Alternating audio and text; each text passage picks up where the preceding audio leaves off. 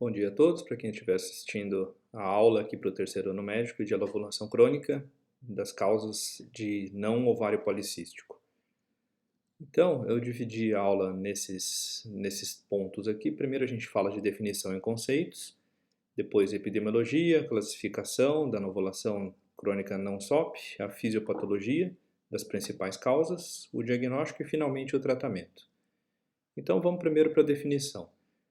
É bem importante a gente entender que a anovulação ela não é uma doença, ela é um sinal que pode corresponder a várias doenças e pode ser um sinal de diversas situações e a gente tem que saber diferenciar todas elas, porque são várias causas e algumas bastante importantes.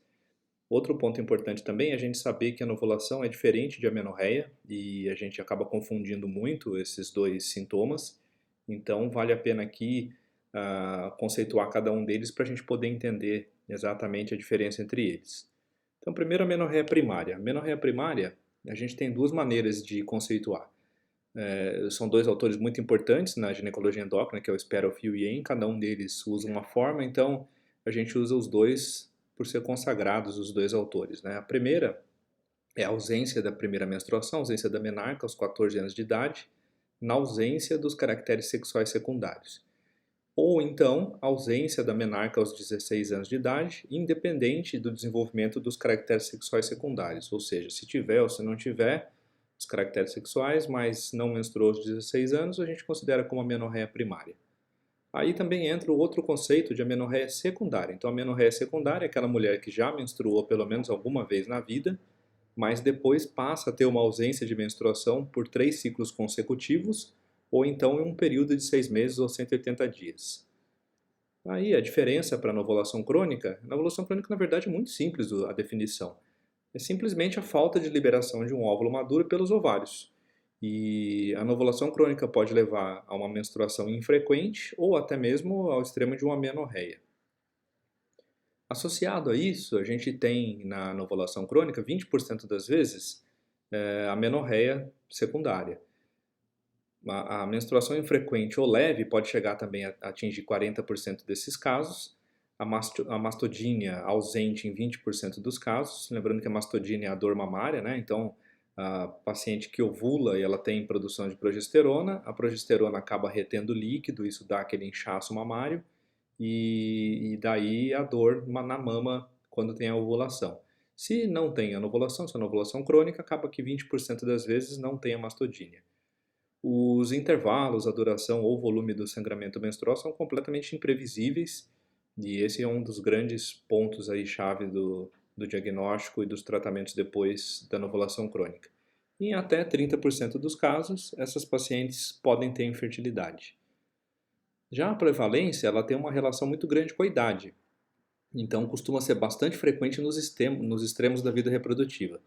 Nos primeiros 2 anos após a menarca, quase metade das meninas vão ter ciclos anovulatórios. Isso é bastante comum, é por uma imaturidade do eixo. Então, basicamente, a gente não tem nada a fazer, a não ser aguardar passar esses 2 anos que o eixo amadurece e os ciclos tornam-se regulares. O outro extremo, que é no período da pré-menopausa, né, na transição menopausal, mais de 60% das mulheres podem ter anovulação crônica e aí já é por um outro motivo, aí é por depressão do estoque folicular, depressão dos óvulos. Então são ciclos anovulatórios por falta de óvulo mesmo e por causa disso ficam irregulares os intervalos e o padrão de sangramento. E nas mulheres no menacme, isso pode acontecer de ter alguma anovulação crônica de 20 até 30% das mulheres nesse período aí da vida reprodutiva. Então vamos conceituar agora o eixo hipotálamo hipófise gonadal, porque tudo deriva daí e a partir dessa conceituação e do entendimento do funcionamento do eixo, a gente consegue fazer a topografia de onde está o problema e também os tratamentos. Então, olhando aí na ressonância, a gente vê na foto aqui da esquerda, marcado com as letrinhas, a letra A é a adenopófise, ou hipófise anterior. A gente chama de adenopófise porque basicamente todos os hormônios mais importantes são produzidos aí. A letra B é a neurohipófise, ou hipófise posterior. Depois a gente vê logo acima a letra C, que é a haste hipofisária. E logo coladinho ali com a hipófise, o quiasma óptico. Ele fica bem em relação com a hipófise. Então, muitas das alterações que a gente tem aí de aumento da hipófise acabam alterando o campo visual por causa dessa relação anatômica próxima entre eles. Depois, já na foto da direita, a gente vê na letra E os seios cavernosos, depois pulando ali para baixo na letra F o seio esfenoidal, que é uma via de acesso aí através da cavidade nasal para chegar na hipófise, e voltando à letra F, a gente vê ali as artérias carótidas internas, que ficam aí mais pretinho, né? Uma imagem hipocaptante na ressonância, que fica mais escuro por causa do sangue, e a letra F fica mais escuro por ser ar, né? Uma cavidade com ar. Então, resumindo aí o eixo hipotálamo hipófise gonadal nessa figura, a gente tem ali em cima na base do cérebro o hipotálamo, que basicamente produz o GNRH, uma secreção pulsátil. Ele vai estimular a hipófise, também com uma secreção pulsátil de FSH e LH, e esses hormônios as gonadotrofinas, né, vão estimular os ovários, e os ovários vão produzir os hormônios sexuais, basicamente o estradiol e também a progesterona e a testosterona também, na conversão, né, da testosterona, que acaba tendo ação em órgãos-alvos também na mulher. Se a gente for olhar aqui o gráfico do ciclo menstrual, com as curvas dos hormônios principais, vamos começar aqui na curva de baixo, onde está ali o verdinho, o FSH. Então pega ali no final do ciclo, lá no extremo direito ali do gráfico, lá pelo 27º, 28º dia do ciclo. Então a gente vê que tem uma pequena elevação do FSH ali no finalzinho do ciclo. E esse hormônio, o FSH, continua alto até o início do ciclo seguinte, lá no dia 1 até o dia 3, quando ele tem uma queda, e esse mecanismo é bem importante. Esse é um mecanismo de seleção folicular, né? Então, o FSH sobe para recrutar ali, para poder fazer o recrutamento dos melhores folículos. Então, começam a crescer os pequenos folículos antrais e vários são recrutados. E quando tem aquela queda ali no terceiro dia do ciclo, é onde acontece a segunda etapa, que é a seleção. Então, só o melhor folículo, o folículo que é mais apto, que tem mais receptor de hormônio, que pode produzir o melhor óvulo, é que consegue sobreviver. Então, essa queda do FSH, geralmente, ela serve para escolher mesmo o melhor folículo, né? Você suprime o hormônio e só o melhor folículo consegue sobreviver.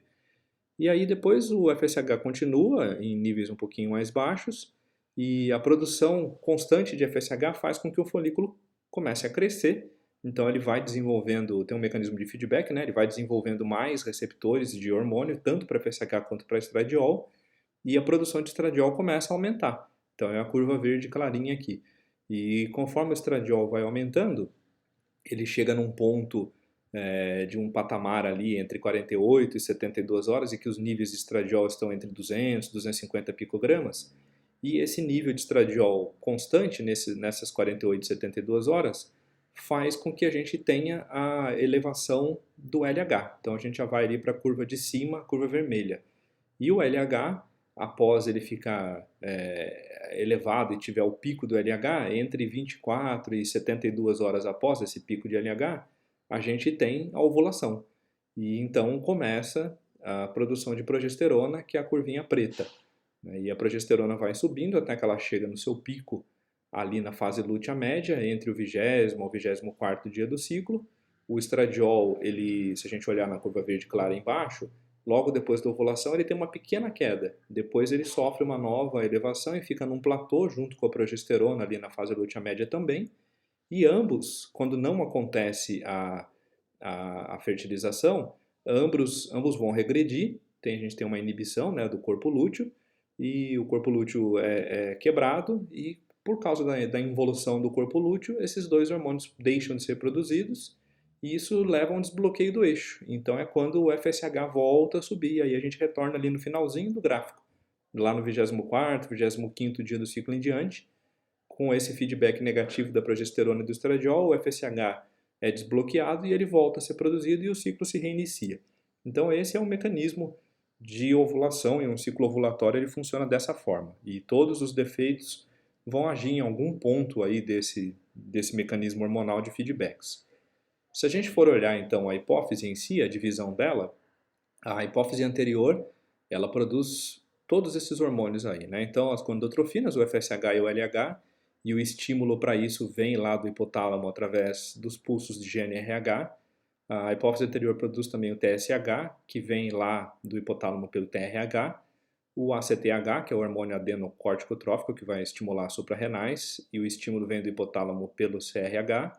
Depois o hormônio de crescimento, o GH, que ele tem dois estímulos, o GH-RH do hipotálamo, que é um estímulo de feedback positivo para aumentar a produção do GH, e também um estímulo de feedback negativo da somatostatina.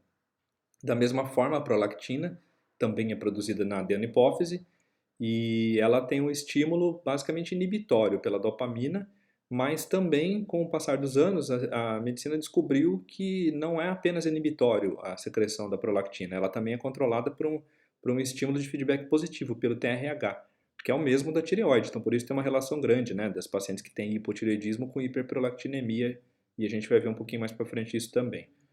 E, finalmente, a hipófise posterior, que não é o motivo de interesse principal aqui da aula, mas ela produz dois hormônios, basicamente, a ocitocina e o hormônio antidiurético.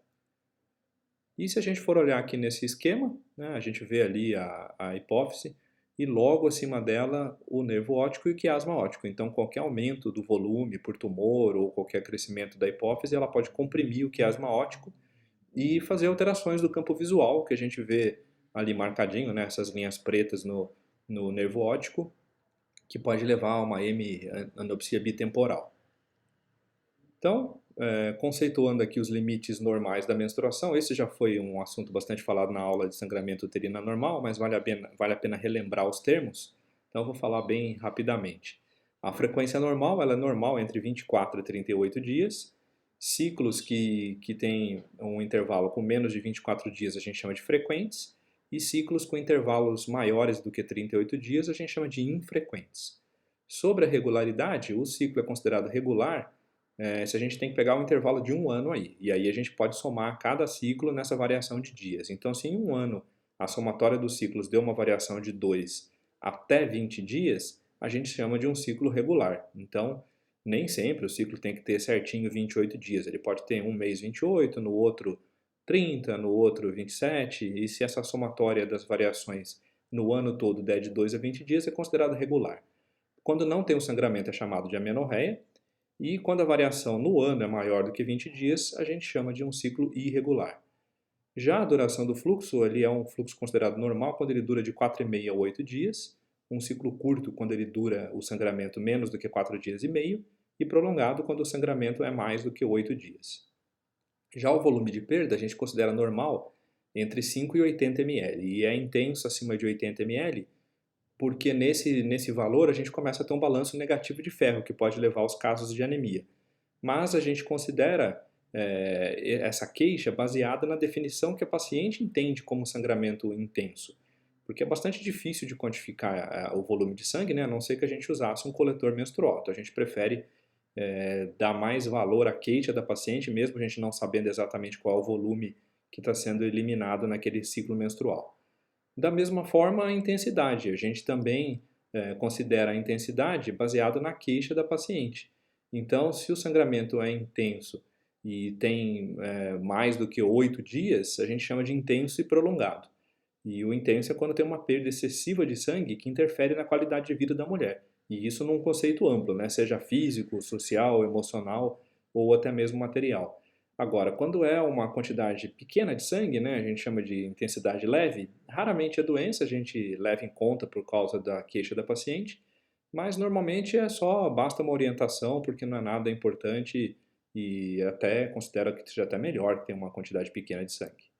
Então, resumindo, né, nessa tabela todos os conceitos, o sangramento normal é de 24 a 38 dias de intervalo, a regularidade é quando varia de 2 a 20 dias na somatória dos ciclos em um ano, na duração normal de 4,5 a 8 dias, e ele é considerado intenso e prolongado quando tem uma perda excessiva que dura mais do que 8 dias. Então, finalmente, vamos aqui na epidemiologia, ver todas as características aqui da doença, né? Então, o sangramento ou a anovulação crônica, melhor dizendo, ela pode atingir de 6 a 15% das mulheres em idade fértil. Vocês vejam que há aí uma divergência grande entre os autores, né? Alguns autores consideram que isso vai até 30%, então depende de qual é o autor, de qual é a população estudada, pode variar bastante. Então, aqui nesses estudos considero até 15%, mas pode ser até mais. É bem importante a morbidade da anovulação crônica, porque existe uma associação com diversas doenças, desde resistência à insulina, o aparecimento precoce da diabetes tipo 2, as alterações do metabolismo lipídico, né, hipercolesterolemia, hipertrigliceridemia, nas doenças cardiovasculares, hipertensão sistêmica, infertilidade, hiperplasia e câncer de endométrio. A incidência também e a prevalência maior na raça branca, 14%, do que nas raças negras e hispânicas, que são de 7%. Então, é o dobro na raça branca. E as pacientes que têm anovulação crônica têm um risco maior de ter complicações na gestação, com risco aumentado de nascimento prematuro, diabetes gestacional, pré-eclâmpsia e também de parto operatório e de parto cesárea. São várias as causas mais comuns de anovulação crônica e disfunção anovulatória. Entre elas, a gente tem aí a síndrome dos ovários policísticos, que foi tema da outra aula, então a gente não vai tratar dela aqui hoje. Hoje a gente vai falar só das outras causas todas que não a SOP. O peso corporal muito baixo, ou então o extremo, né? A obesidade, o ganho rápido de peso. Atividade física extrema em atletas de alta performance, especialmente mulheres que fazem Ironman, triatletas, bailarinas, que são muito magras. Vamos também conceituar isso um pouquinho mais para frente. Níveis elevados de estresse, pacientes que têm hiperprolactinemia, disfunção de tireoide, principalmente o hipotireoidismo, mas o hiper também pode levar a uma anovulação crônica, a perimenopausa ou a baixa reserva ovariana e, finalmente, a falência ovariana prematura. Se a gente for ver a frequência dessas doenças todas, disparado a síndrome dos ovários policísticos é a maior causa de anovulação crônica. Quase aí 3/4 das causas são por causa da SOP. Mas, como eu falei, hoje o nosso tema são as outras causas que não a SOP. Então a gente vai ficar nos outros 25%. Que aí a gente tem as alterações da prolactina, a hiperprolactinemia, as causas idiopáticas, geralmente são de origem central, mas a gente não consegue determinar exatamente qual é o mecanismo. Distúrbios da tireoide, hiperplasia adrenal congênita, a falência ovariana prematura e aí as outras todas, né? Tumores de adrenal, Cushing e etc. Então, a síndrome dos ovários policísticos, 70, 75% das vezes nós não vamos falar dela e a gente vai ficar só com as outras causas aí, os outros 25, 30%. Como é que a gente classifica, então, a anovulação crônica não SOP?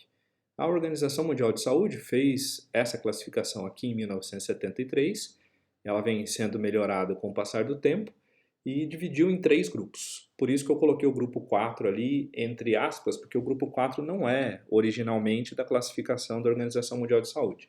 Mas como a prolactina é uma causa bastante importante, ela acabou ganhando um grupo à parte para ela. Mas na verdade ela estaria ali nos outros grupos, geralmente no grupo 2. Então o que é o grupo 1? O grupo 1 é o hipogonadismo hipogonadotrófico. A gente tem tanto o FSH e LH baixos, como o estradiol baixos. E ele é de uma causa central. Corresponde aí a 5 a 10% de todas as condições de anovulação crônica. O grupo 2, que é a síndrome dos ovários policísticos, que a gente não vai falar na aula de hoje, é o normogonadismo normogonadotrófico, que equivale aí ao redor de 75% das causas.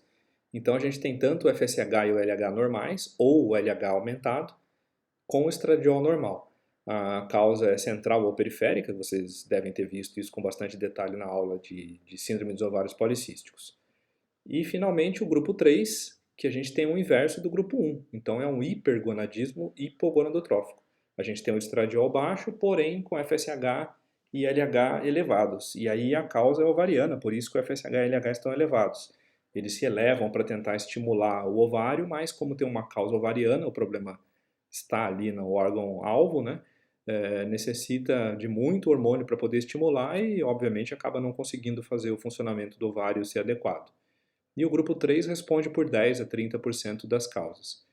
O grupo 4, como eu já disse anteriormente, ele não é um grupo oficial, assim, entre aspas, da Organização Mundial de Saúde, mas a gente deixa ele ali à parte por ser bastante importante. O grupo 4 é o aumento da prolactina, a hiperprolactinemia, e leva ao normogonadismo normogonadotrófico. Então seria, na verdade, um grupo 2. E ele leva a uns 5 a 10% de todas as causas de anovulação crônica e a origem está na hipófise mesmo. Detalhando um pouquinho aqui o grupo 1, a causa é central, então é uma falência ou do hipotálamo ou da hipófise, e aí tem diversas situações que podem levar a essa falência hipofisária ou hipotalâmica. Pode ser a síndrome de Kalman, que a gente vai ver com detalhes, atividade física extenuante, o estresse, ou mesmo idiopática, que responde a muitas das causas. Pode ser uma lesão de hipotálamo por tumor, radioterapia, exposição à radiação, algum trauma crânioencefálico, sarcoidose, tuberculose, mas pode ser também doenças sistêmicas, alguma doença crônica debilitante, insuficiência hepática, insuficiência renal crônica, uma perda de peso acentuada, ou mesmo causa endócrina, que aí tem duas mais importantes, a tireoide ou a síndrome de Cushing. O grupo 2, como eu falei, a gente não vai entrar em detalhes, né, mas é a síndrome dos ovários policísticos. E o grupo 3, basicamente, a gente divide em duas formas que levam à anovulação crônica de grupo 3. Pode ser a falência ovariana prematura ou a síndrome dos ovários resistentes. O grupo 4, lembrando novamente, né, que não é um grupo oficial da OMS, mas ele é de central, causa hipofisária, pelo aumento dos níveis de produção de prolactina. Então vamos ver aí a fisiopatologia de cada uma dessas condições. Primeiro do grupo 1. A perda acentuada de peso, né? Então a anorexia é uma doença bastante importante, é uma condição psiquiátrica, né, de dismorfia, de autoestima, e se não for identificada precocemente, chegar em situações extremas, pode ser até fatal. A gente define como uma incapacidade de manter ao menos 85% do peso corporal ideal. E a gente sabe que para poder ter a produção dos hormônios esteroides, a gente precisa de gordura. Os hormônios esteroides eles são derivados do colesterol. Se vocês olharem lá o metabolismo da produção de hormônios esteroides, vocês vão ver lá que no início de tudo está lá o colesterol. Então é necessário ao menos 17% de gordura corporal para a mulher poder menstruar. E pelo menos 22% de gordura corporal para que ela tenha ciclicidade na menstruação.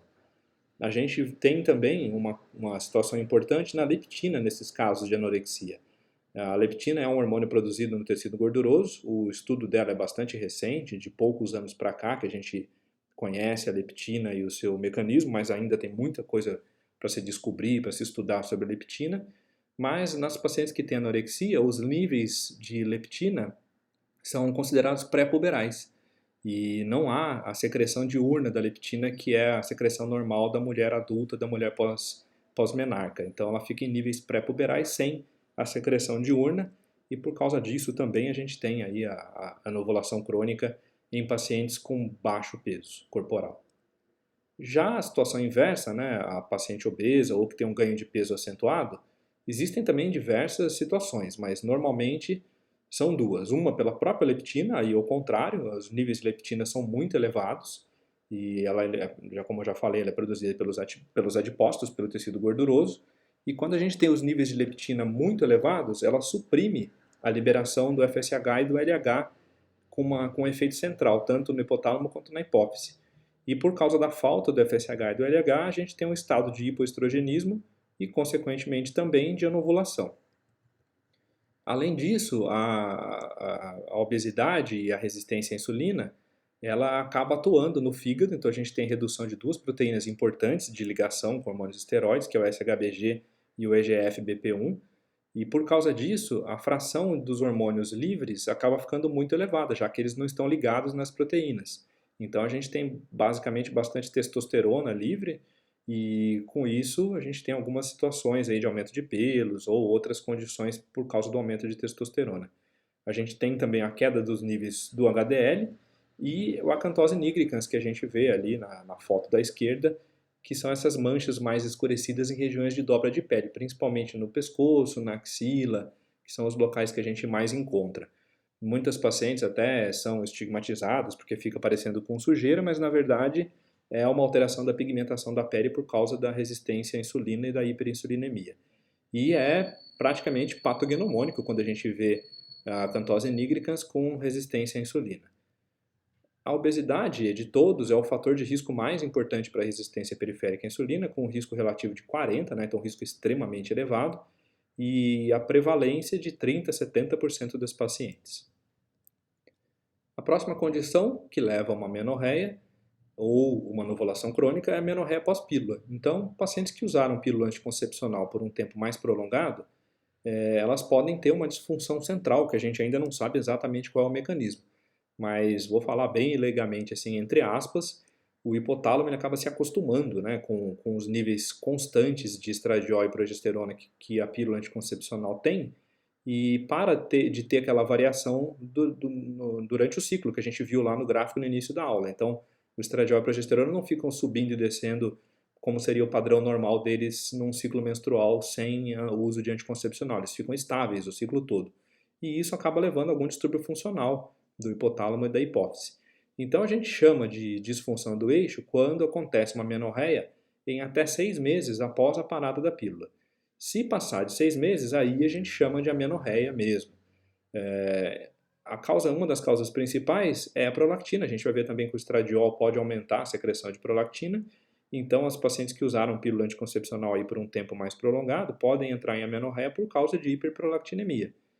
Agora, se a prolactina vier normal, aí sim a gente entra naquelas causas mais funcionais, que é um bloqueio do eixo. E nesse caso, a gente faz um tratamento empírico com citrato de clomifeno. A gente vai ver também mais para frente isso. Depois, a próxima condição é a síndrome de Sheehan. A síndrome de Sheehan é um infarto hipofisário. Então, acontece um infarto e necrose da hipófise após o parto. O que a gente sabe é que a hipófise ela tem um crescimento muito grande durante a gestação. Ela pode até dobrar de tamanho, então ela cresce aí de 30% a 100% do seu volume durante a gravidez. Mas esse aumento da glândula não é acompanhado de um aumento no seu suprimento vascular. Então, o que acontece? Logo após o parto, que a hipófise começa a reduzir, o suprimento vascular pode ser insuficiente, e aí acaba tendo esse infarto consequentemente, da isquemia e a necrose. E muitas vezes isso está associado a grandes sangramentos, né? Um sangramento excessivo no parto, e essa perda de sangue que leva aí a uma diminuição da perfusão da hipófise acaba causando o infarto e a necrose da hipófise. E isso segue, depende do nível e da extensão que foi o infarto hipofisário, ela pode afetar qualquer região da produção de hormônio, mas é muito mais frequente que atinja ali a região onde a gente vai ter da produção do FSH e do LH. Outra síndrome é a síndrome de Kalman. A síndrome de Kalman é uma anosmia, então a gente tem aí hoje, ouve falar muito da anosmia por causa do Covid. Então a anosmia na síndrome de Kalman tem um mecanismo genético, um mecanismo que acaba sendo na formação do embrião. É uma hipoplasia ou aplasia do bulbo olfatório. Então o que acontece? Tem um defeito na migração dos neurônios do bulbo olfatório. Durante o desenvolvimento do embrião, esses neurônios não migram, eles não sofrem a migração e por causa disso acontece essa hipoplasia ou aplasia do bulbo olfatório. E esses neurônios do bulbo olfatório, eles são muito próximos aos neurônios do GNRH, então também não acontece a migração dos neurônios que vão levar os pulsos do GNRH. E por causa disso a gente tem deficiência nesses dois neurônios. E aí a paciente não sente cheiro e também não tem a produção adequada dos pulsos de GNRH. E ela pode ter uma puberdade tardia, se tiver alguma migração, ou até mesmo ausente, se não tiver nada desses neurônios. Então, esses casos são casos de hipogonadismo hipogonadotrófico, por isso aí do grupo 1, e é uma condição muito mais frequente em homens, praticamente 5 vezes mais em homens, atinge 1 para cada 8 mil homens, e 1 para cada 40 mil mulheres a síndrome de Kalman. Já o hipotireoidismo, ele tem um padrão de sangramento bem característico, é um ciclo com sangramento intenso e prolongado. Então isso leva aí já a uma suspeita de hipotireoidismo quando a gente tem associação com as características clínicas bem marcantes, né, do hipotireoidismo, que é perda de cabelo, unhas quebradiças, ganho de peso, prostração. Então tudo isso associado aí com sangramento intenso e prolongado já faz com que a gente pense no hipotireoidismo. O TRH ele vai interferir na pulsatilidade do GNRH, então quando a gente tem o hipotireoidismo, aumenta a secreção do TRH para tentar fazer o estímulo da tireoide. E esse TRH aumentado, que vem lá do hipotálamo agindo na hipófise, ele vai interferir na pulsatilidade do GNRH também. E a gente sabe que o TRH ele é um hormônio estimulador da prolactina, então também associado com o hipotireoidismo é muito comum a gente ter estados de hiperprolactinemia. Então a anovulação pode acontecer de duas formas, tanto pela interferência na pulsatilidade do GNRH, quanto pelo aumento da prolactina. Os hormônios tireoidianos, principalmente aí o TRH, ele vai interferir, né? Então a produção de SHBG estradiol e testosterona livre vão ficar interferidas pela queda dos hormônios tireoidianos. Então, o TSH, o T4, o T3 que vão agir no fígado, eles estando em doses, né, estando em número menor na circulação, a gente vai ter uma produção mais baixa de SHBG, estradiol e progesterona e testosterona também. E é a causa endócrina mais comum de anovulação, é o hipotireoidismo.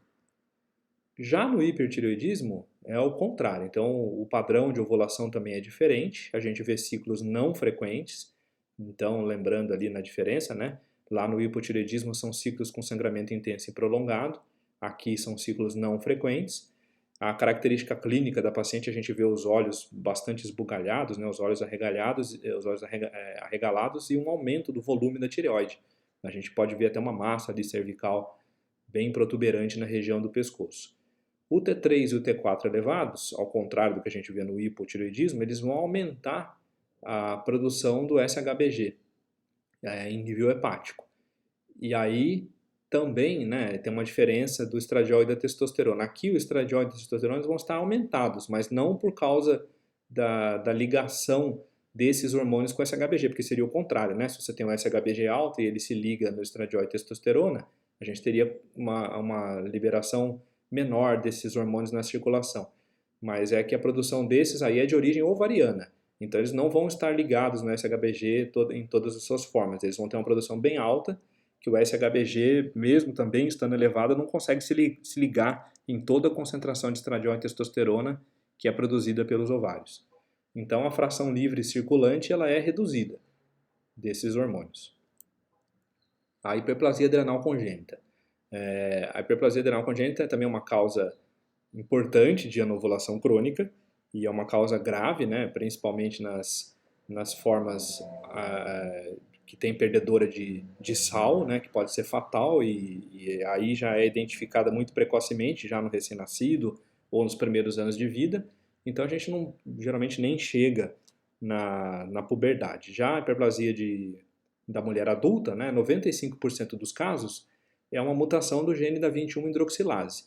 Depois os outros 5% dos casos são das outras enzimas que estão aí envolvidas no metabolismo e na produção dos hormônios corticosteroides. Então o que acontece? Né? A gente tem uma redução na secreção do cortisol e por causa da deficiência aí da 21-hidroxilase. Então quando a gente tem um cortisol baixo, o CRH ele acaba aumentando a produção dele para poder compensar e estimular a suprarrenal a produzir os corticoides. Como o defeito é enzimático, a suprarrenal não vai conseguir produzir corticoide, então ela acaba sendo estimulada e ela aumenta de volume. E esse aumento de volume dela faz com que ela produza os outros hormônios, principalmente os hormônios androgênios. E aí daí vem a virilização e todas as alterações que a gente consegue ver por causa dos aumentos dos hormônios masculinos no organismo da mulher. E esse estado de hiperandrogenismo ele vai interferir lá no nível central, ele interfere na pulsatilidade do GNRH também. Outra causa para a gente determinar são os traumas, os tumores, principalmente de hipófise, cirurgias e radioterapia. Então todas essas condições, seja por lesão anatômica ou por uma questão até às vezes funcional, eles podem levar à alteração da pulsatilidade do GNRH. A gente vê também uma condição bastante frequente em acidentes automobilísticos, que é a transecção da haste hipofisária. Então, por causa do mecanismo de desaceleração brusca, né, o carro está ali em alta velocidade, quando tem essa desaceleração brusca do freio ou da colisão, a haste hipofisária ela é transeccionada. E aí, com isso, a gente tem primeiro uma alteração na hipófise posterior, então a gente inicia com diabetes insípidos por causa da alteração na produção do hormônio antidiurético, e depois isso evolui com hipogonadismo secundário e finalmente com hiperprolactinemia. Sobre as radiações, o efeito de radiação no sistema nervoso central é interessante porque tem uma diferença grande. O hipotálamo ele é radiosensível, então ele acaba sofrendo bastante com os efeitos da radiação e da radioterapia. Já a hipófise não, a hipófise ela é relativamente radioresistente. Então quando a gente tem radioterapia, ela afeta geralmente o hipotálamo, mas preserva a hipófise, então a gente consegue fazer a topografia aí de onde foi a lesão por causa dos efeitos da radiação. Entre os tumores intracranianos, um dos mais comuns é o craniofaringioma, que ele responde aí por 3% de todos os tumores intracranianos. E é, o de todos os tumores também, a causa mais comum de puberdade precoce. A origem do craniofaringioma, vocês devem lembrar lá da embriologia, ele é uma reminiscência embriológica da bolsa de Hartke. E quando a gente tem o craniofaringioma, ele aumenta o volume da hipófise, lembra lá dos primeiros slides aqui da aula, né? Que a hipófise fica bem coladinha ali no quiasma óptico e no nervo óptico, leva a uma hemenopsia bitemporal, em 70% dos casos até.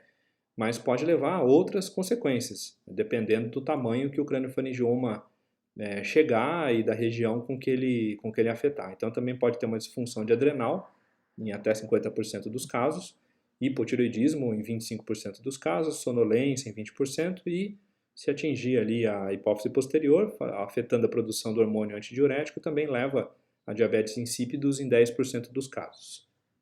No grupo 2 a gente vai pular dos ovários policísticos, que é o tema da outra aula, e vamos então para o grupo 3. O grupo 3 basicamente são duas condições. Então a primeira é a falência ovariana prematura.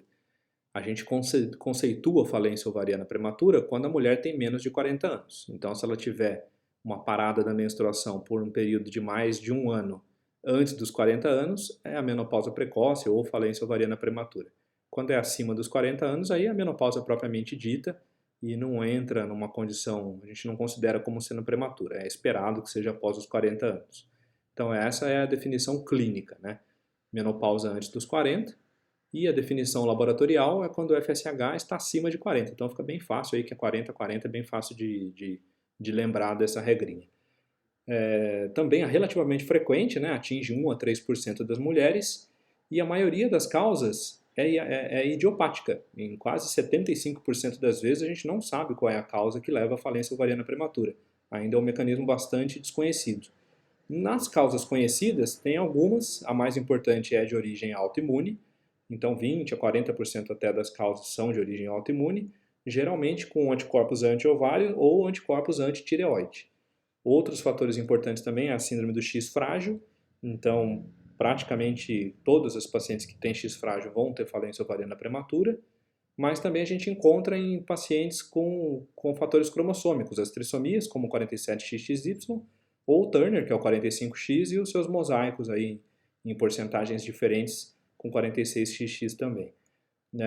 Na exposição à radiação, seja radioterapia, ou mesmo radiação que não tenha sido terapêutica, mas por exposição ambiental, quando existe uma exposição a mais de 150 rádios, pode afetar, a gente viu anteriormente, né, que afeta geralmente a hipófise e também a quimioterapia.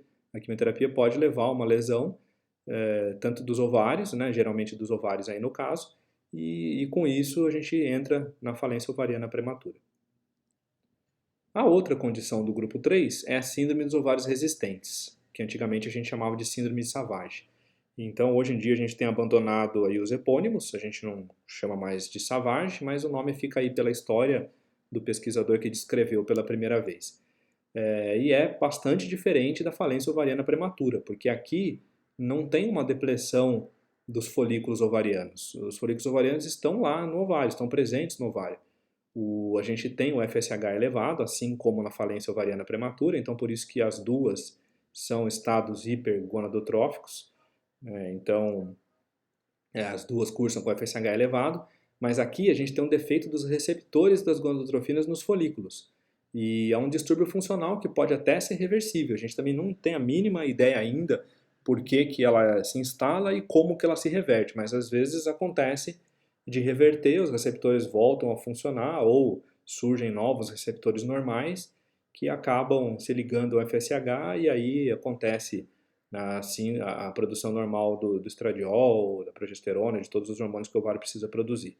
Então essas pacientes elas são normais, cromossomicamente falando, são 46XX, elas tiveram o desenvolvimento dos caracteres sexuais secundários normais, os ovários têm a população folicular normal e o diagnóstico é bastante difícil. A única maneira de você conseguir mesmo fazer um diagnóstico é fazendo uma biópsia dos ovários. Aí você consegue ver que os folículos ovarianos estão lá e até com imunistoquímica você pode determinar então os receptores do FSH e descobrir que tem lá um defeito nos receptores e aí sim fazer o diagnóstico definitivo que é só via biópsia mesmo. E aí, finalmente, a última fisiopatologia aqui do grupo 4, que diz respeito à prolactina. Então, a hiperprolactinemia, isso vai depender, lógico, do laboratório que a gente manda, mas geralmente os valores de referência são até 35. Então, quando a gente tem prolactina acima de 35, a gente considera que ela está elevada. A coleta da prolactina também é bastante importante, porque isso interfere na dosagem.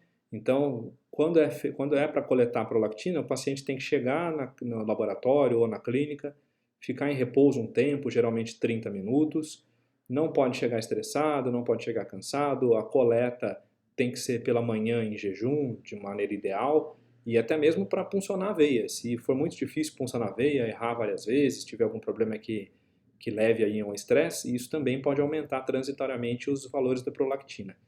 Então, por isso que a coleta é bastante importante e deve ser perguntada para a paciente como é que foi a coleta quando ela traz um resultado aumentado. A característica clínica da alteração menstrual é uma parada súbita da menstruação. Então, é diferente da tireoide, ou diferente das outras condições que o ciclo vai se alongando, ou você tem um aumento do fluxo, um aumento da duração. Aqui não. Aqui simplesmente a menstruação para de uma vez.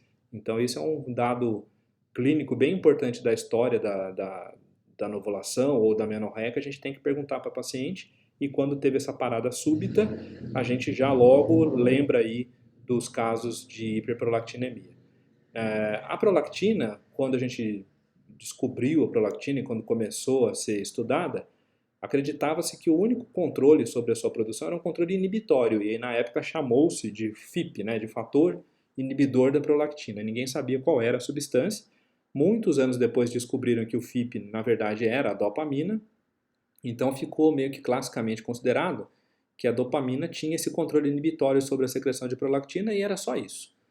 Com o passar dos anos, aí a ciência evoluiu, a gente conseguiu descobrir novos mecanismos sobre o controle da secreção da prolactina e descobriu-se também que ela não tem só um controle inibitório, ela tem um controle estimulatório também. E quem estimula a secreção da prolactina é o TRH, principalmente, mas existem outros, a serotonina, o VIP, o próprio GNRH e o GABA. Então isso é bastante importante porque a gente vê aquelas associações, né, do hipotireoidismo com o aumento da prolactina e vem daí, vem do TRH. Nos casos que a gente tem hiperprolactinemia, a gente pode não encontrar galactorreia em até 30% das causas. Lembrando que a galactorreia é uma secreção mamária espontânea, né? Então, se você faz ali a expressão da mama e dos mamilos e sai uma secreção láctea, isso não é chamado de galactorreia, porque tem que ser espontânea, sem expressão nenhuma, ela acaba eliminando uma secreção láctea espontaneamente. E tem que ser também bilateral e poliductal. E isso pode acontecer de ter uma galactorreia sem hiperprolactinemia por causa das várias formas da prolactina. Então, na verdade, tem uma prolactina elevada, mas é pelas suas isoformas, né? Então, a molécula da prolactina pode se combinar e a gente tem a macroprolactina, a prolactina Big Big e outras formas também. E quando a gente solicita para o laboratório a dosagem de prolactina, o laboratório faz a dosagem comum. Ele não faz a dosagem da macro nem das outras isoformas.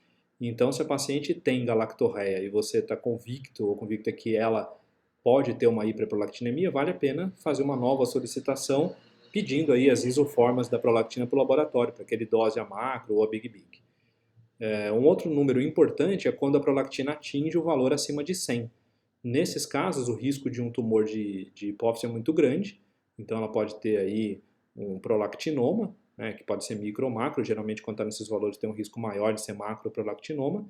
Então, quando está acima de 100 a prolactina, a gente tem que solicitar um exame de imagem, e hoje o exame de imagem é a ressonância de crânio ou ressonância de hipófise, que a gente solicita para poder identificar se tem ali algum tumor hipofisário. E do hipotireoidismo eu já falei, né? Por causa do aumento do TRH, a gente tem uma consequência, um aumento de prolactina também. As causas mais comuns são 3, né? Então eu dividi, tem 2 aqui nesse slide e 1 no próximo. As causas fisiológicas, então a prolactina pode subir por diversos motivos. Na gestação ela aumenta, na amamentação, o estresse, porque vai alterar a pulsatilidade do GNRH, e o GNRH é um fator estimulador de prolactina, a própria manipulação das mamas, o coito, o sono, o exercício físico, a prolactina ela é elevada fisiologicamente em condições neonatais e também idiopática. Já nas causas farmacológicas, uma série de medicamentos interfere com o aumento da prolactina. Então, os antagonistas dopaminérgicos, a clorpromazinas, butifenonas, a metoclopramida, que é o Plasil, alfa-metildopa, que é um antihipertensivo muito usado, então ele depleta os níveis de dopamina, as anfetaminas, estrogênios, o TRH, os benzodiazepínicos, os antidepressivos. Então, muitos pacientes que têm depressão e que tomam medicamentos antidepressivos tricíclicos, elas podem ter aumento da prolactina e alteração do ciclo menstrual, então a decorrência é aí por causa desses medicamentos e deve ser pesquisado, né, a prolactina nessas pacientes. E também o uso de drogas, principalmente os opiáceos, a cocaína e alguns tipos de antipsicóticos. E finalmente nas condições patológicas, né, que são também várias, os prolactinomas a gente chama de micro quando eles têm menos que 1 centímetro e de macro prolactinoma quando tem mais do que 1 centímetro ou 10 milímetros. Mas a gente pode também a síndrome da célula vazia, compressão da haste hipofisária, vários tipos de lesões de hipotálamo, sarcoidose, estiocitose, granulomas, hipotireoidismo, doenças crônicas, seja renal, hepática, suprarrenal, lesões de parede torácica, mastectomia, lesão de mama também, e por aí vai, né? Várias condições patológicas que podem levar a um aumento da prolactina. Na lactação, por que então que acontece, né, a menorreia da lactação? Muita gente tem essa dúvida aí, especialmente no início aí do curso médico. Então, obviamente, a prolactina está aumentada aí durante a lactação, a dopamina também fica aumentada e a noradrenalina reduzida por causa da lactação. E a noradrenalina ela é responsável pela pulsatilidade do GNRH. Então, a gente vai ter dois mecanismos aí. A dopamina, que vai interferir na pulsatilidade do GNRH, e a noradrenalina também. Já que a gente não tem os pulsos do GNRH bem determinados, essa alteração na pulsatilidade do GNRH leva a uma alteração na produção de FSH-LH e daí as consequências de anovulação durante a lactação, né? E a paciente fica sem menstruar enquanto estiver amamentando. O diagnóstico. Então a gente segue um roteiro diagnóstico, como em qualquer outra doença, né? Na medicina a gente segue esse roteiro aqui.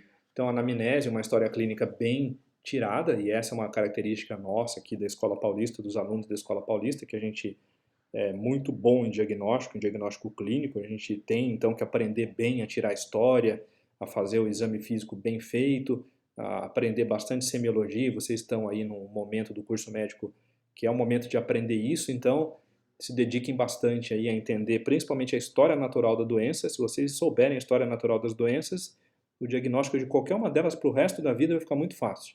E o exame físico. Então, a gente sabe que a história, ela dá aí para nós, a anamnese, uma história bem tirada, ela dá para nós o diagnóstico em quase 80% das vezes ou até mais.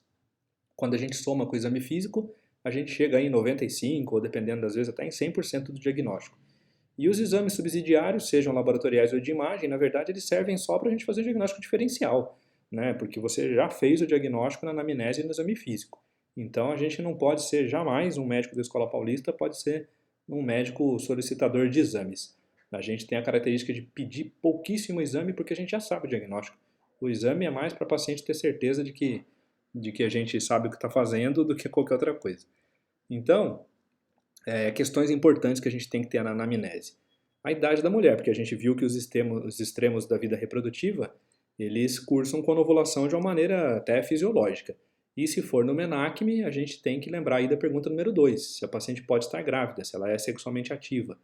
Mesmo que ela jure por todos os santos que ela não está grávida, mas se ela teve relação e se ela é sexualmente ativa, a gente tem que pensar em gravidez e tem que solicitar um teste de gravidez, porque pode ser potencialmente grave se a gente deixar passar os sangramentos da primeira trimestre, né, que são aborto, ectópica ou mola, ou os outros sangramentos, inserção baixa de placenta ou descolamento prematuro de placenta, que são situações bem graves para o paciente. A gente precisa conceituar o ciclo menstrual, então saber como é que ele é desde a menarca, a idade da menarca, como é que foram os primeiros sangramentos. Então é importante conceituar exatamente o padrão menstrual da paciente. Depois, alterações no peso corporal, tanto para emagrecimento quanto para ganho de peso em um período curto. Se essa paciente faz atividade física, né? Então a gente sabe lá que as atletas de alta performance, triatletas, bailarinas que são bastante magras. Então, a atividade física é importante a gente conceituar para saber aí também se isso pode levar a um estado de hipoestrogenismo de origem central, né, de anovulação crônica de origem central. A mesma coisa para o estresse e ansiedade, então existem momentos da vida que geralmente são mais estressantes, momentos de prova, troca de escola, relacionamentos familiares, afetivos, então tudo isso pode levar aí uma alteração da pulsatilidade do GNRH em nível central e levar depois a uma anovulação crônica. O uso de medicações hormonais, né? Então a gente vai descobrir aí as causas iatrogênicas, mas também não só hormonais. A gente viu lá, né, na prolactina a quantidade de medicamentos que podem interferir com a produção de prolactina. Então é bem importante questionar todos os medicamentos que a paciente toma para a gente saber se tem aí alguma questão iatrogênica que pode estar levando à anovulação crônica. Mas principalmente os métodos contraceptivos hormonais, seja pílula, injetável, só de estradiol, ou injetável com progesterona, DIU medicado com progesterona, que é o Mirena. Então todos esses podem levar a uma menorreia e aí é iatrogênica por questão medicamentosa. Ainda continuando na anamnese, se a paciente teve algum trauma, se ela fez cirurgia, radioterapia, se ela tem um histórico de curetagem, então tem aí uma das síndromes que eu coloquei aí, a síndrome de Asherman. A síndrome de Asherman é uma menorreia pós-curetagem e pós-aborto, né? Foi descrita pelo Asherman como sendo pós-aborto. E o que acontece é que quando você faz uma curetagem um pouco mais incisiva, você pode descamar demais o endométrio e atingir o miométrio. E aí acontece uma cicatrização, que é a sinéquia, então uma parede do útero acaba colando na outra, né, nesse mecanismo de cicatrização, e a área de crescimento endometrial acaba ficando reduzida e pode ter vários níveis aí de sangramento, desde um sangramento reduzido ou até a menorreia mesmo, se a área de sinéquia for muito extensa. Doenças crônicas, talassemia, hemocromatose, sarcoidose, insuficiência renal, insuficiência hepática, todas essas doenças têm que ser bem avaliadas e bem questionadas. O uso de drogas a gente já falou, e o histórico de parto recente que a gente viu lá na síndrome de Sheehan. Os sintomas associados com a ovulação crônica podem ser vários ou às vezes nenhum, às vezes é só mesmo a menorreia ou alteração do padrão menstrual. Mas associados a gente consegue ter aí os mais comuns, a cefaleia, distúrbios visuais, quando tem a compressão da haste hipofisária, do quiasma óptico, alterações na distribuição capilar por causa do hiperandrogenismo, da mesma forma alteração na voz, que pode ficar mais grave por causa da elevação dos hormônios masculinos, a testosterona principalmente, e secreções mamilares, né, as secreções lácteas, principalmente por causa ali do aumento da prolactina. Aí o exame físico, né? Então uma das coisas que a gente consegue ver no exame físico é o útero gravídico, por exemplo, né? Então a gente pode determinar a altura uterina fazendo uma palpação, vocês vão aprender isso com mais detalhes depois na obstetrícia, mas a gente sabe que o útero ele ultrapassa a sínfise púbica quando a paciente está com 12 semanas, então ele pode começar a ser palpável após 12 semanas, logo acima da sínfise púbica. Com 20 semanas ele atinge mais ou menos a altura da cicatriz umbilical, e depois, com 36 a 40 semanas, ele pode chegar ali no apêndice xifoide. Então a gente consegue palpar a altura uterina e ver um aumento desse volume e aí saber que a paciente está grávida. Uma outra maneira é a consistência do colo uterino, que é o chamado sinal de Godel. Antigamente, né, isso muito antigamente, quando a gente não tinha teste de gravidez, não existia maneiras de determinar se a paciente estava grávida ou não por algum exame, né, nos primórdios da medicina, a maneira de saber se a paciente estava grávida, uma das maneiras, né, tem vários sinais aí de gestação que também vocês vão ver na obstetrícia, mas uma das maneiras era pelo toque do colo uterino. Então, o toque uterino, quando a paciente está grávida, o colo uterino fica mais amolecido, com a consistência do lábio. E uma paciente não gestante, ela tem uma consistência mais cartilaginosa, fica mais endurecido. Então, o colega aí do lado pode fazer o toque na colega para ver aí a consistência do colo do útero para saber se ela está grávida ou não. No exame físico, a gente vê aqui bastante importante determinar o peso, a altura, mas principalmente o índice de massa corpórea ou qualquer outro critério aí nutricional de massa magra ou de massa gordurosa. A gente vê, né, como eu falei lá anteriormente, as pacientes muito magras não têm tecido gorduroso suficiente para ter aí a produção de leptina ou mesmo para a geração dos hormônios esteroides que são provenientes do colesterol. E no outro extremo, a obesidade, que leva à resistência à insulina e à produção aumentada de leptina. Então a gente tem esses sinais clínicos, né, a acantose nigricans que a gente já falou, né, são essas manchas escurecidas em regiões de dobra, principalmente no pescoço, axila, mas também os acrocórdons, que são esses tumorzinhos, esses pólipos fibroepiteliais que aparecem em algumas regiões do corpo, principalmente ali no pescoço também. Então, o paciente que tem esses sinais, principalmente a acantose nigricans, ela é praticamente patognomônica de resistência à insulina e é um sinal aí de risco para diabetes mellitus tipo 2. Nesses casos, é recomendável um screening aí com o teste de tolerância oral à glicose, com 75 gramas de glicose, que é ainda o padrão ouro, mas a gente pode também dosar a hemoglobina glicada, que quando ela está acima de 5,7 é considerado intolerância, e quando está acima de 6,4 é considerado diabetes mesmo. O hiperandrogenismo clínico, a gente vê essas alterações. Uma alopécia, então tem aí queda de cabelo em algumas regiões do couro cabeludo, pode ter aumento de acne pelo aumento da oleosidade da pele, e o hirsutismo, o crescimento de pelos em regiões androgênicas, que são essas 9 aqui. Então pode ser no buço, mento, região intermamilar, supraumbilical, infraumbilical, nos braços, raiz de coxa, no dorso e na região sacral. Então cada região vai de 1 até 4, então a gente tem aí a pontuação, né?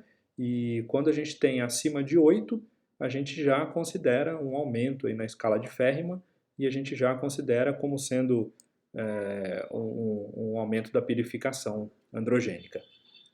No exame geral, não é o caso, na acromegalia é uma das coisas importantes que a gente pode ver tumores produtores de GH, que a gente vê aí o aumento do queixo, do nariz, das extremidades na orelha, a gente consegue ver o aumento aí dessas extremidades, principalmente em face, mas também de mãos. Então é uma suspeita aí de aumento do GH e a gente tem que pensar em tumores produtores de GH. Outra coisa também é o aspecto da faces, né? Então faces cushingoide. Paciente que tem aí um excesso de cortisol ou uso de corticoide, a face fica com esse aspecto de lua cheia, né? Então ela fica bem arredondada e a gente vendo pacientes com esse aspecto, a gente tem que suspeitar de uso excesso de cortisol. E lembrando que a cloroquina ela não leva inchaço, né? O que leva inchaço é o corticoide. A gente pode também fazer um exame bem simples para ver o campo visual, e aí se você tiver aí uma suspeita de compressão do quiasma óptico, a gente pede para a paciente tampar um dos olhos e com o outro olho ela segue o nosso dedo indicador. Então você vai deslocando horizontalmente o dedo indicador até a região temporal da paciente e aonde ela vai ter um apagamento ali do campo visual naquela região. Então é um exame simples que a gente pode fazer sem necessidade de nenhum equipamento especial, mas, né, quando a paciente tem aí uma alteração do campo visual, a gente tem que encaminhar para um neurologista ou para um oftalmologista também, para ter uma determinação com mais detalhes e com equipamentos mais sofisticados. Hoje a gente consegue definir bem, né, qual que é a área do campo visual que está afetada. Na síndrome de Cushing, a gente tem a presença dessas estrias e hematomas, e não é só pelo ganho de peso, pela distensão da pele não, né, por uma alteração até mesmo de fatores trombogênicos aí de coagulação que podem levar à produção desses hematomas e das estrias. Então você viu esse padrão aí na paciente, é uma suspeita clínica importante.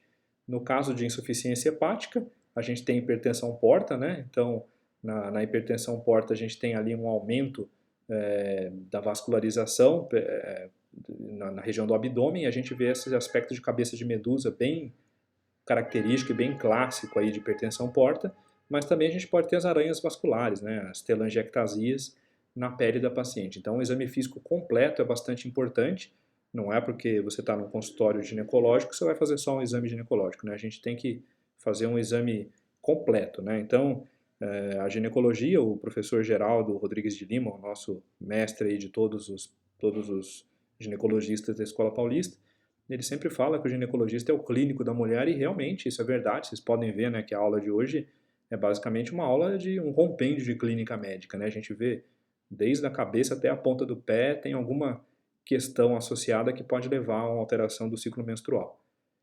Aí no diagnóstico laboratorial, né, lembrando que a gente já fez o diagnóstico clínico, seja pela anamnese somada com o exame físico. Então a gente tem aqui o diagnóstico laboratorial para fazer o diagnóstico diferencial. Então sempre a gente deve pedir o teste de gravidez em paciente de idade reprodutiva e que tem histórico aí de relações sexuais, mas a gente pode pedir também uma série de outros hormônios, aí depende da causa, né? Então a gente pode pedir FSH, LH, estradiol e testosterona, androstenediona, que são os outros dois hormônios masculinos, o índice de androgênios livres, que hoje em dia é um padrão bastante importante para a gente determinar, né, o hiperandrogenismo laboratorial. Então ele é uma formulinha que é a testosterona total dividida pelo SHBG, e aí a gente põe na porcentagem aí de 100%. Os hormônios tireoidianos, a prolactina. Para ver a suprarrenal a gente pede o SDHA, que ele é praticamente de produção exclusiva da suprarrenal, e a 17-alfa-hidroxiprogesterona, que é para a gente ver os defeitos da hiperplasia adrenal congênita, né? Então, quando a gente tem uma elevação da 17-OH, é geralmente por uma deficiência da 21-hidroxilase, que se vocês olharem lá depois o mapinha da produção hormonal, ele é um precursor, né? Então, se tem uma deficiência da 21-hidroxilase, o 17-alfa-hidroxiprogesterona vai estar aumentado. O hormônio antimileriano, que ele é hoje o melhor marcador de reserva ovariana, né? Então não é bem o assunto da aula, mas o hormônio antimileriano ele é produzido pelas células da granulosa. Então quanto mais óvulo tem, mais folículo tem, mais antimileriano a gente vai ter. E a gente prefere o antimileriano até para saber de reserva ovariana do que o FSH. A gente pode dosar os hormônios de crescimento e também o IGF-1 para a gente aí determinar as causas de aumento aí de extremidades, como a gente viu. E finalmente, para determinar a resistência à insulina, o teste de tolerância oral à glicose ou a insulina de jejum, a hemoglobina glicada, aí tem várias outras causas. E nessa tabelinha aqui, a gente mais ou menos resume, né, o que pedir para cada situação que você quer fazer o diagnóstico diferencial. Então, quando a gente tem suspeita de alterações na tireoide, a gente pede o TSH, se ele tiver aumentado ou diminuído, a gente pede o T3 livre, o T4 livre, geralmente o T4 livre, e a gente vai ver os distúrbios da tireoide. A prolactina, que está em outra unidade, né? Mas quando ela der acima de 35, a gente sabe que ela está aumentada, e quando está acima de 100, a gente pede exame de imagem e ressonância de hipófise. A androstenediona e a testosterona, para pacientes que têm condições hiperandrogênicas, que aí pode ser várias, né? Desde ovário policístico até tumores produtores de androgênios. Pacientes que têm ovário policístico, a gente também vai pedir ultrassom de pelve para ver o aspecto dos ovários ou mesmo tumores ovarianos. Quando a gente tem deficiência da 21-H, a gente pede a 17-alfa-hidroxiprogesterona para ver hiperplasia congênita de suprarrenal, suspeita de tumores de adrenal, o SDHES, e para falência ovariana prematura, o FSH e o estradiol. Então lembrem bem dessa tabelinha aqui, porque as perguntas todas da provinha que vocês vão fazer aí, que eu mandei as questões, estão aqui nessa tabelinha. A gente pode também fazer o teste do GNRH. A aplicação clínica dele não é muito grande, porque o tratamento não vai mudar. Sendo de causa central, o tratamento geralmente é a reposição ou terapia hormonal mesmo, né? Mas ele é interessante clinicamente para a gente determinar a topografia, para a gente saber se o defeito está no hipotálamo ou na hipófise. Então, como é que é o teste do GNRH? A gente aplica um análogo agonista do GNRH na dose de 100 microgramas, tem que ser em jejum de manhã, e aí faz uma dosagem sequencial de FSH e LH em tempos determinados, né? Então no tempo zero, depois a cada 15 minutos, até uma hora, às vezes até 90 minutos, a gente faz essas dosagens. E a gente vai observar, se o defeito for no hipotálamo, a gente vai observar que a hipófise responde. Então a gente vai ver um pico de LH entre 15 e 30 minutos, que ele praticamente dobra ou quadriplica aí o valor basal, e o FSH ele vai ter um pico um pouquinho depois, entre 45 minutos e uma hora, e ele pode chegar entre 50% e 150% do valor basal. Ou seja, se você deu GNRH e houve produção de FSH e LH, é porque a hipófise está normal, a hipófise está preservada. Então o defeito está lá no hipotálamo. O hipotálamo que não está produzindo nada, ou está com alteração da pulsatilidade por algum defeito funcional, seja lá qual for. Agora, se não responder, não quer dizer que o defeito esteja na hipófise. Pode ser que a hipófise esteja dessensibilizada, né? A gente chama isso de hipotrofia funcional. Leigamente falando, novamente, ela pode ter ficado tanto tempo sem a atividade do GNRH que ela, entre aspas, acostuma, né, com essa falta de atividade, então ela não responde. E aí o que a gente faz? Né? A gente faz um teste crônico do GNRH. E existem duas maneiras de fazer, a gente prefere aqui na escola fazer a segunda maneira, que a gente faz uma aplicação intravenosa do GNRH na mesma dose, né, de 100 microgramas a cada 10 minutos, Então a gente faz isso durante 1 hora, faz 6 aplicações, e depois segue com o teste agudo. Então é como se você desse uma estressada ali na hipófise, né, enchendo ela de GNRH, e depois faz o teste agudo, aí sim, se continuar não tendo a elevação do FSH ou LH, a gente sabe que a causa ela é realmente na hipófise, a hipófise que está com problema. Os exames de imagem são vários, né, possíveis, mas a gente pode resumir aqui em 3. O ultrassom transvaginal para a gente ver os ovários e o endométrio, né, porque pode ter casos aí de hiperplasia ou de tumor endometrial. A ressonância de pelve para a gente determinar a região de massas anexiais. Pode ser também ressonância de abdômen para a gente ver a suprarrenal ou ressonância de hipófise nos casos de hiperprolactinemia que a gente tem níveis maiores do que 100. E a densitometria óssea é para os pacientes que têm falência ovariana prematura, que a gente acha que ela pode ter uma rarefação óssea, e aí é importante a gente determinar para saber se precisa de alguma medida adicional também para proteção óssea e evitar fraturas. Então, a prolactina, né, conforme eu falei, a gente vê aí na ressonância, agora um corte sagital, a gente vê ali um nódulo marcado. O nódulo ele tem, para poder chamar de macroprolactinoma, ele tem que ter mais de 1 centímetro, mais de 10 milímetros. Aí no desenho ele está com menos, né, então ali é um micro. E olha ali a outra setinha, o quiasma óptica, que está logo acima, né? Então qualquer crescimento da hipófise ela pode atingir o quiasma óptico. E finalmente o tratamento para finalizar a aula. Então a gente tem aí as diversas subclassificações. Quando a gente tem o tipo 1 e ele é considerado um hipogonadismo hipogonadotrófico fisiológico ou idiopático, a gente pode usar a bomba de GNRH pulsátil, uma bomba que ela é acoplada no tecido subcutâneo e ela fica liberando pulsos de GNRH imitando a frequência fisiológica. Então isso passa a estimular a hipófise, né, simulando o funcionamento do hipotálamo, passa a estimular a hipófise e volta a funcionar. Ou mesmo você pode repor os próprios hormônios, aí vem o HMG, que são os hormônios da mulher menopausada, a menotropina, que é uma mistura de FSH com LH extraído de urina de mulher na menopausa, ou então recombinantes, né? O FSH somado com LH recombinantes, e geralmente a gente usa isso para casos de indução da ovulação da paciente que quer engravidar ou que vai fazer fertilização in vitro. O tipo 2 são os diversos tratamentos para SOP, aí foi tema da outra aula. O tipo 3, a gente vai fazer geralmente a terapia hormonal, e aí pode ser só com estradiol ou pode ser combinada com progesterona também, depende do caso. E se a paciente tiver falência ovariana e quiser engravidar, a gente pode fazer fertilização in vitro com ovodoação.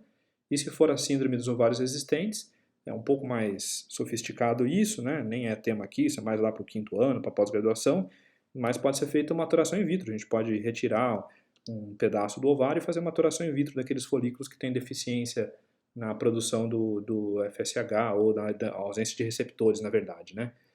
E o tipo 4, que é a hiperprolactinemia, basicamente são 2 formas de tratamento hoje, ou é a cabergolina ou a cirurgia transesfenoidal, que a gente vai ver aqui com os detalhes.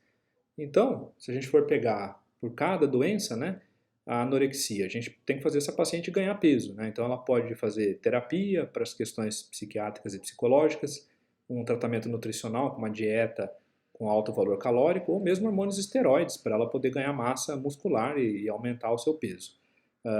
A obesidade é ao contrário, né? Então mudança no estilo de vida, que é aí a perda de peso com atividade física, dieta, mas também a gente pode usar metformina, outros medicamentos para diabetes, se for o caso, ou até mesmo cirurgia bariátrica, quando tudo o resto falhar, também é uma opção. Na amenorreia pós-pílula, se a gente tiver prolactina alta, a gente usa cabergolina, ou se for funcional, a gente pode usar o citrato de clomifeno, que é um SERM, né, um modulador seletivo dos receptores de estradiol. Então, o citrato de clomifeno vai ali ocupar os receptores, faz com que a hipófise produza mais FSH e essa produção aumentada de FSH acaba desbloqueando o eixo e ele volta a funcionar. Tanto na síndrome de Sheehan quanto de Kalman, a gente faz terapia hormonal e aí na síndrome de Sheehan depende do nível de extensão da necrose, né? Se for uma necrose extensa, pode até acontecer casos de panhipopituitarismo, né? Toda a hipófise fica afetada. E aí você vai ter que repor todos os hormônios para cada situação que estiver faltando, né? Desde os hormônios da tireoide, hormônios ovarianos, hormônio de crescimento, aí por aí vai, né? Hipo e hipertireoidismo, então para o hipotireoidismo a gente usa levotiroxina e para o hipertireoidismo a gente usa geralmente propiltiuracil e o metimazol. Quando a gente tem hiperplasia adrenal congênita, a gente repõe justamente o que está faltando, né, que são os corticoides. Então, quando você repõe corticoide, isso cessa o mecanismo de feedback. Na verdade, você faz um mecanismo de feedback ao contrário, né, você faz ele negativo e interfere lá em cima, no nível central, no CRH, ele para de ser produzido, ou diminui, né, a quantidade. Então, a gente repõe com hidrocortisona, prednisona ou outro corticoide que a gente quiser. O tumor depende do tumor, mas normalmente o tratamento é cirúrgico, mas também pode ser radioterapia, ou químio mais raramente. Na falência ovariana prematura e na síndrome dos ovários resistentes, a gente vai fazer terapia hormonal, então a gente repõe estradiol e progesterona, ou somente estradiol, dependendo do caso, ou fertilização in vitro se a paciente quiser engravidar. E na hiperprolactinemia, basicamente a gente não usa mais outra medicação que não a cabergolina, que hoje é o melhor medicamento que tem menos efeito adverso. Então a cabergolina é um agonista dopaminérgico. O nome comercial é o Dostinex, a dose usual é de 0,25, né? O comprimido é de 0,5. Então a gente pode usar desde meio comprimido até 2 miligramas, são 4 comprimidos por semana. É muito raro, né? Normalmente a gente não chega a usar tudo isso, a dose máxima pode ser até 4,5, mas geralmente a gente usa aí 1 miligrama, já é bem suficiente para resolver os problemas e é uma maneira de tentar reduzir o volume do tumor, do prolactinoma, sem precisar ir para a cirurgia, né? Se não responder ou se o tumor não diminuir, aí não tem muito jeito, a gente tem que ir para a cirurgia transesfenoidal. Então hoje a cirurgia transesfenoidal é sempre feita com um endoscópio que entra pela narina e através dali a gente consegue acessar o seio esfenoidal. Então a gente vai ter ali o osso esfenoide e acessa o seio esfenoidal, que a gente consegue ver aqui nesse videozinho. Aí a abertura da parte óssea, do seio esfenoidal, do osso esfenoidal. Através disso a gente consegue chegar ali, faz uma abertura X, e aí já chega no tecido gorduroso, pré-hipofisário, e finalmente a gente consegue achar ali o tumor na hipófise e retirar o tumor. Depois é feita a hemostasia, põe no tecido para cicatrizar o osso e fecha. Então, esse foi o tema da aula. As perguntas que vocês tiverem podem me mandar no e-mail, o e-mail está aqui embaixo, eu vou ter prazer em responder. E espero que tenham aproveitado e a gente se vê de novo no 5º ano, quando eu for dar aula para vocês de reprodução humana. Então, um grande abraço a todos e um bom dia.